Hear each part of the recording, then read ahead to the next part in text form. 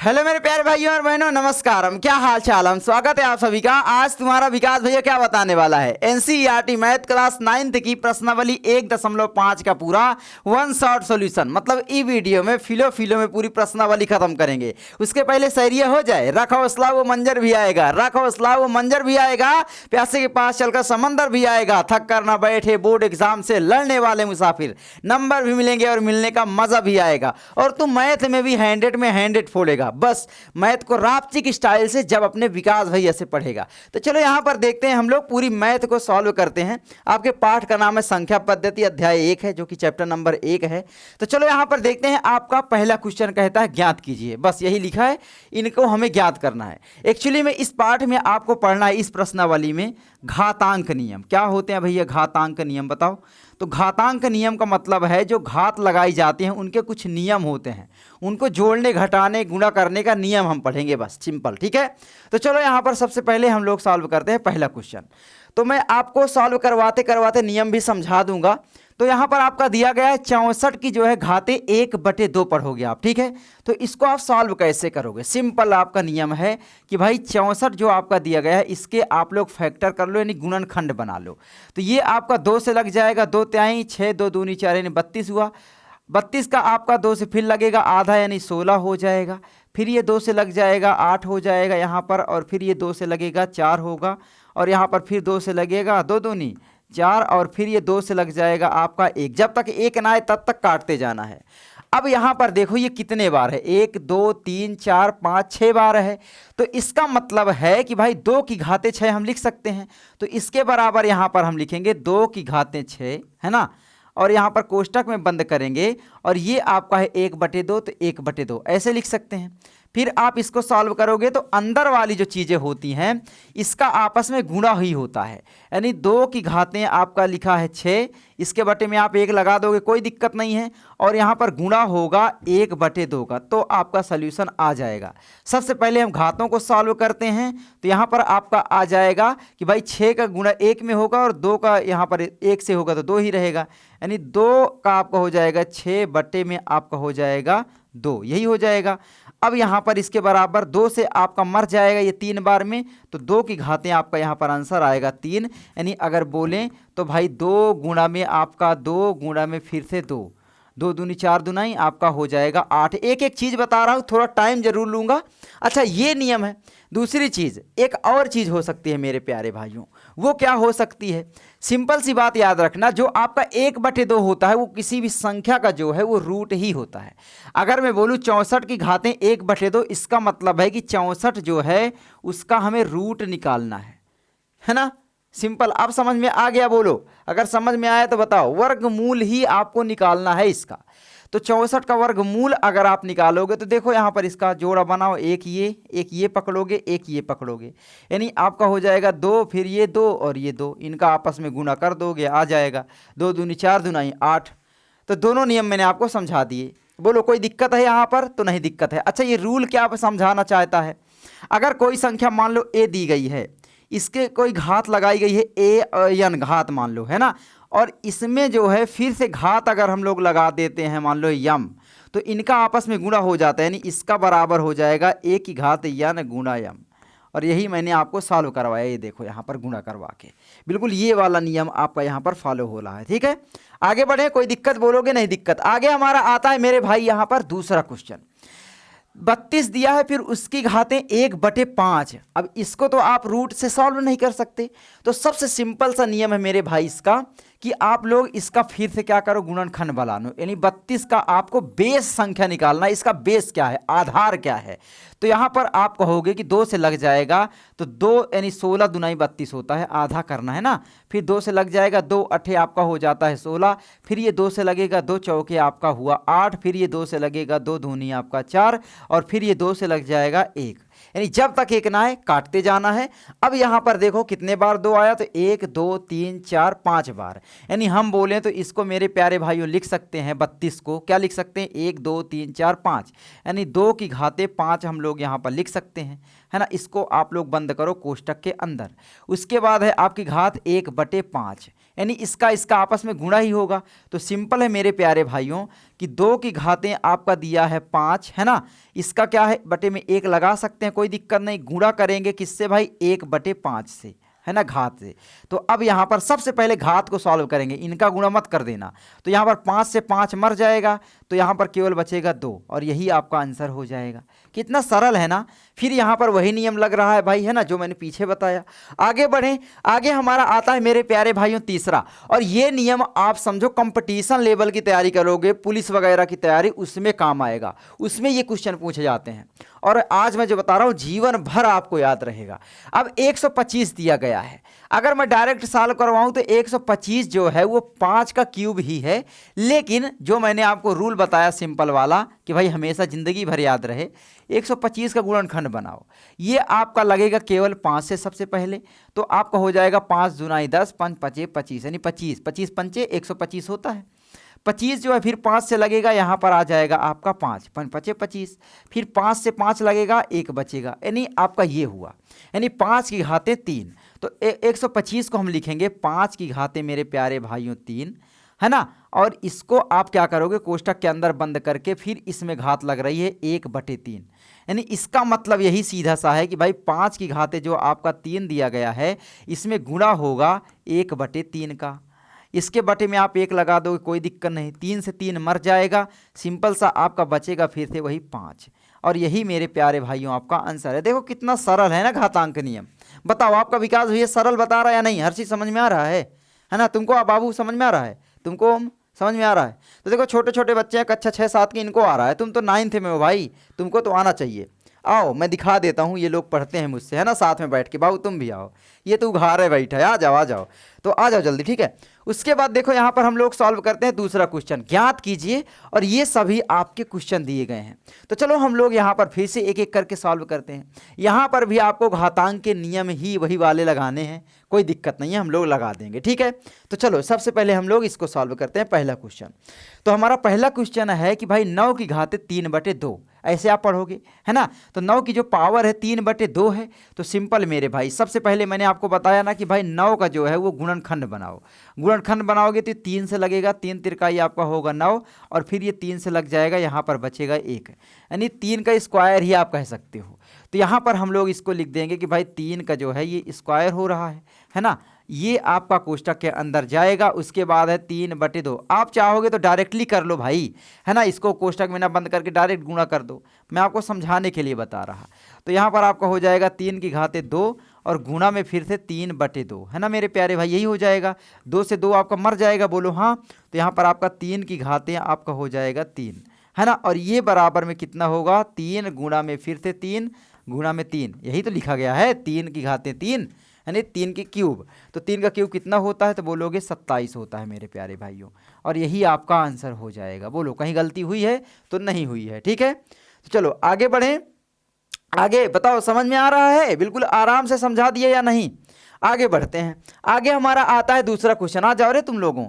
तो दूसरा क्वेश्चन आपका यहाँ पर आता है, मैं आप लोगों को दिखा दूँ, ये लोग बहुत दंग हो जाते हैं, बोलते हैं मुझको वीडियो में नहीं दिखाते। ये देखो ये लोग हैं, और ये मेरी टी शर्ट पहन लिया इधर आओ, उधर खड़े हो, खड़े हो तुम, खड़े हो ये देखो मेरी टी शर्ट ये पहन के आ रहा है तो चलो, तो यहाँ पर आपका दूसरा क्वेश्चन जो दिया गया है 32 का घातें 2/5 निकालना है। सिंपल सा, वो समझ में आया तुम लोगों को।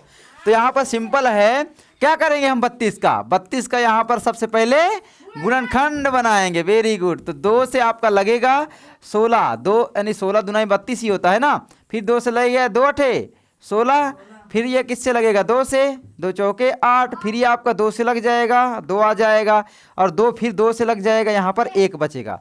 1 बच गया तो मतलब हमारा गुणनखंड कंप्लीट हो गया। तो यहाँ पर कितना आया, 2 की घातें कितनी आ रही मुझे बताओ जल्दी से। तो यहाँ पर बताओ जल्दी, 2 की घातें कितनी आ रही हैं। हाँ, तो यहाँ पर 2 की घातें आपकी आ रही हैं 5, है ना। इसको बंद करना है कोष्टक के अंदर। अब यहाँ पर 2 की घातें फिर से है 5, और आपको मैंने रूल बताया जैसे कि भाई कोई संख्या ए है, इसका मान लो पावर n है, और उसके बाहर भी कोष्टक के पावर में क्या है, m है, तो इनका आपस में क्या हो जाता है, an गुणा m, यानी गुणा हो जाता है। ये रूल आप याद रखना, है ना। तो यहाँ पर क्या है, बिल्कुल सिंपल कि भाई 2 की घातें जो 5 है इसका, है ना, 2 की घातें आपका कितना है 5 है, गुणा हो जाएगा 2/5 में मेरे प्यारे भाइयों, हो जाएगा। 5 से 5 बोलो मर जाएगा, है ना, ऊपर नीचे वाली संख्या मर जाती हैं। तो यहाँ पर 2 की घातें कितनी बचेगी बताओ, 2। तो 2 की घातें 2 को हम लिख सकते हैं 2 गुणा में 2, यानी आप बोले तो भैया 4, और यही हमारा क्या है, सॉल्यूशन है। तो कितना सरल है ना, बताओ। ये घातांक के नियम भाई बड़े बड़े एग्जाम में पूछे जाते हैं, बड़े बड़े एग्जाम में, और बच्चे फंस जाते हैं। आगे बढ़ें, आगे हमारा आता है यहाँ पर तीसरा, 16 की घातें 3/4। अब मुझे बताओ क्या करना है सबसे पहले। तो सबसे पहले हम क्या करेंगे बताओ, 16 का क्या करेंगे, गुणनखंड बनाएंगे। तो 2 8 आपका होता है 16, फिर ये 2 से लगेगा 2 चौके 8, फिर ये 2 से लग जाएगा 2 दूनी 4, फिर ये 2 से लग जाएगा 1। 2 की घातें कितनी हो रही हैं बताओ, 2 की घातें यहाँ पर 4 हो रही हैं। तो सिंपल है, आप लोग लिखोगे 2 की घातें कितनी, 4, है ना, बनाओगे कोष्टक में, ठीक है। उसके बाद है 3 की घातें, यानी 2 की घातें 4 की, फिर इसे घात 3/4, है ना। तो अब यहाँ पर इसका आंसर क्या होगा, तो 2 की घातें आपका हो जाएगा मेरे प्यारे भाइयों 4। उसके बाद है आपका गुणा करना है 3/4 से, है ना। तो 4 से 4 आपका मर जाएगा। तो यहाँ पर फिर से 2 की घातें आपका हुआ 3, 2 की घातें 3 बराबर कितना होगा बताओ, 2 गुणा में फिर से 2 गुणा में 2, है ना, यानी बराबर में आप कह सकते 2 दूनी 4 दूनाई 8। ये भी आपका आंसर कंप्लीटेड हो गया। कितना सरल है बताओ, सरल है, सरल लग रहा है तुम लोगों की नहीं, तुम लोगों को सरल लग रहा है कि नहीं, तो लग रहा है। आगे बढ़ते हैं, आगे हमारा आता है यहाँ पर देखो दूसरे का चौथा क्वेश्चन, 125 माइनस की घात यहाँ पर दी गई। कोई डरना नहीं है, माइनस वगैरह से डरना नहीं है। 125 -1/3 की घात है ना। तो अब यहाँ पर हम लोग को करना है, तो सिंपल 125 का फिर से हम गुणनखंड बना लेंगे, यानी 5 का क्यूब ही है, हैं। तो सिंपल है, आप लोग बना लेना, है ना, इस तरीके से गुणनखंड आप बना लेना, ठीक है।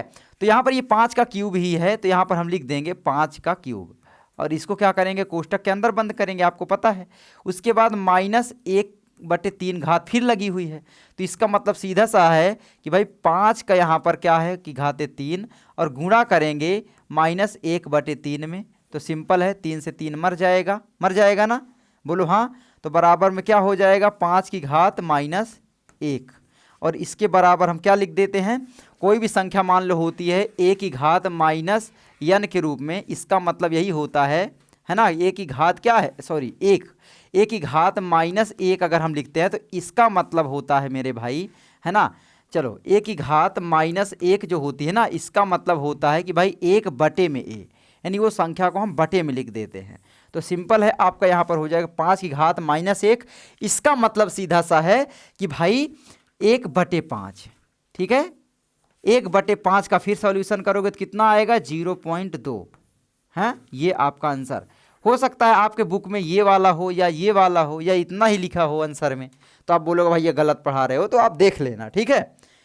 गणित भाई मतलब अलग अलग चीज़ें सॉल्व कर सकते हो। आगे बढ़ें, तो बोलो आगे बढ़ते हैं।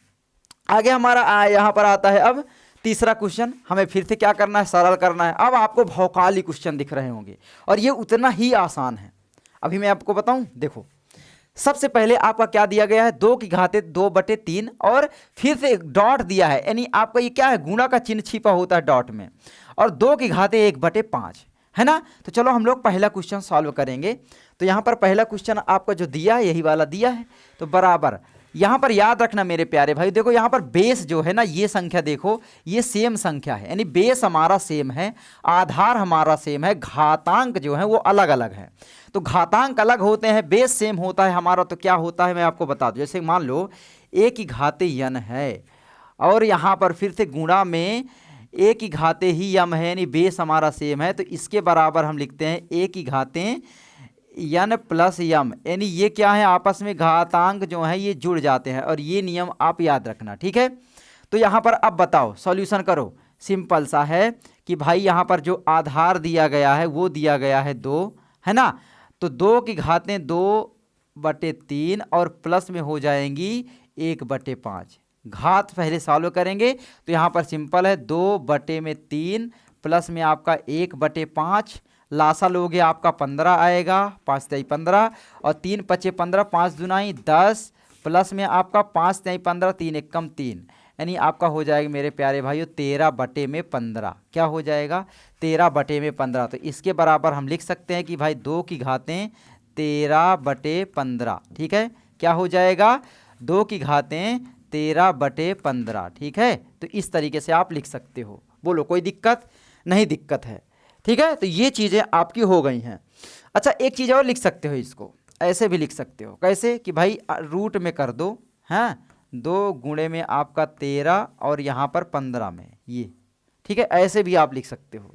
तो देख लेना आपके बुक में कैसा है। बाकी ये आपका आंसर आ गया है।